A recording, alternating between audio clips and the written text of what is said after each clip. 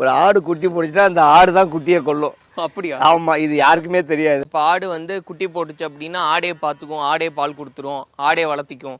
சத்தியமா போய் ஒரு ஆடு குட்டி போடுச்சுன்னா, ஃபார் எக்ஸாம்பிள் 2 குட்டி போட்டுச்சுங்க, ஃபர்ஸ்ட் குட்டி நல்லா திடகாத்தனமா இருக்கும், 2வது குட்டி வந்து ரொம்ப சோனியா இருக்கும். ஆடு டயர்ல அந்த குட்டி மேல படுத்து தூங்கிடும். அதால உருவி வெளிலே வர முடியாது, இறந்துரும்.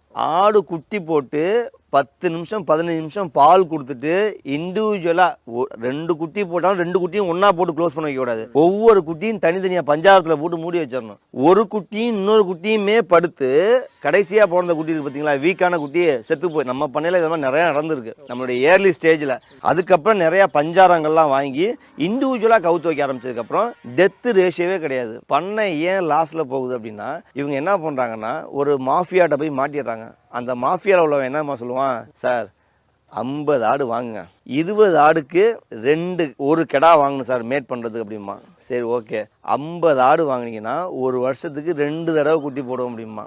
அப்போ வருஷத்துக்கு 4 குட்டி ஆகி போச்சுங்களா, 5×20 இவன் மனக்கணக்கு போட்டுருவான். அப்போ 50 ஆடு நம்மள்கிட்ட இருந்துச்சு அப்படின்னா ஒரு வருஷத்தில் 200 குட்டி ப்ளஸ் 50 ஆடு 250 ஆடுன்னு நம்ம அப்படி ஆகவே ஆகாது. நீங்க சொல்ற மாதிரி ஓவர் நைட்ல நம்ம வந்து ஒவ்வாம ஆயிடலாம் அப்படிலாம் சத்தியமா அப்படி ஆகாது. ஒவ்வொரு ஆட்டுக்கும் ஹீட்டு தள்ளி தள்ளி போகும். 1.5 வருஷத்துல 2 தடவை குட்டி போடுற ஆடும் இருக்கு, வருஷத்துக்கு 2 குட்டி போடுற ஆடும் இருக்கு. நான் இல்லைன்னு சொல்லவே இல்லை. ஆனா அப்படி ஆகவே ஆகாது.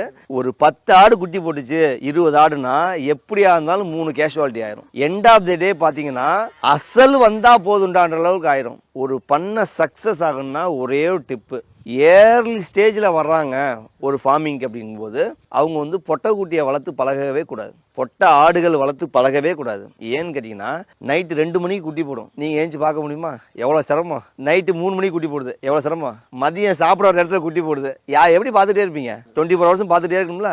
ஒரு ஆடு இன்னொரு ஆடை முட்டிச்சுன்னா சென கலைஞ்சு போயிடும். கேஷுவாலிட்டிக்கான வாய்ப்பு நிறையா இருக்குது. ஒரு பண்ணை ஆரம்பிக்கிறவங்க இனிஷியல் ஸ்டேஜில் ஒரு 6000-லேருந்து 7000 ரூபா ரேஞ்சில் கிட்டத்தட்ட ஒரு 10-லேருந்து 15 கிலோ உள்ள கிடாய் குட்டிகளை முதல்ல வாங்கிட்டு வந்து 50 இல்லை 1000 கூட ஒரே நேரத்தில் வளர்க்கலாம், தப்பே கிடையாது. அதுக்கு வந்து அனுபவம் தேவையே கிடையாது. அதை முதல்ல வளர்த்து அவங்க வந்து ட்ரைனிங் ஆகணும். ஒரு கிடாவும் இன்னொரு கிடாவும் முட்டிட்டா எந்த நட்டமும் கிடையாது, அதுவே முட்டிக்கிட்டு வலிச்சோன்னா அதுவே போயிடும். இதுவே நீங்கள் பொட்டாட்டை வாங்கி வளர்த்தீங்கன்னா உங்களுக்கு ஒர்க் லோடு ஜாஸ்தி.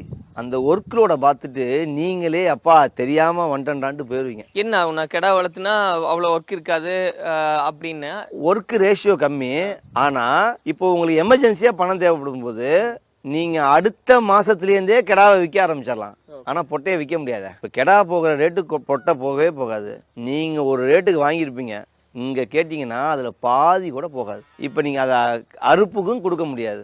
ஒன்று சினையாக இருக்கும், இல்லை குட்டி போட்டு பால் கொடுத்துட்ருக்கோம். பொட்டாட்டை அவ்வளோ சீக்கிரம் விற்கவும் முடியாது, அறுக்கவும் முடியாது. இது பெரிய டிஃபிகல்ட் இருக்குது. அப்போது நம்ம வந்து கிடாய் குட்டிகள் மாதிரி நிறையா வாங்கி வளர்த்தோம் அப்படின்னா நீங்கள் வாங்கிட்டு வந்த அடுத்த நாளே உங்களுக்கு விற்கலைன்னா கூட நீங்களே ஞாயிற்றுக்கிழமை நீங்களே ஒரு கசாப்புக்காரனை கூப்பிட்டு வெட்டி நீங்களே காசு ஆக்கிடலாம். ஆக்சுவலாக கிடா குட்டின்றது ஒரு நடமாடும் ஏடிஎம் சென்டர் மாதிரி. எப்போ வேணாலும் ஒரு 10,000 தேவைப்படுதா, ஒரு கடாவை வந்து நீங்களே கசாப்பு பண்ணி நீங்களே அமௌண்ட் எடுத்துகிட்டு போயிடலாம். ஆனால் பொட்டையை அப்படி பண்ண முடியாது.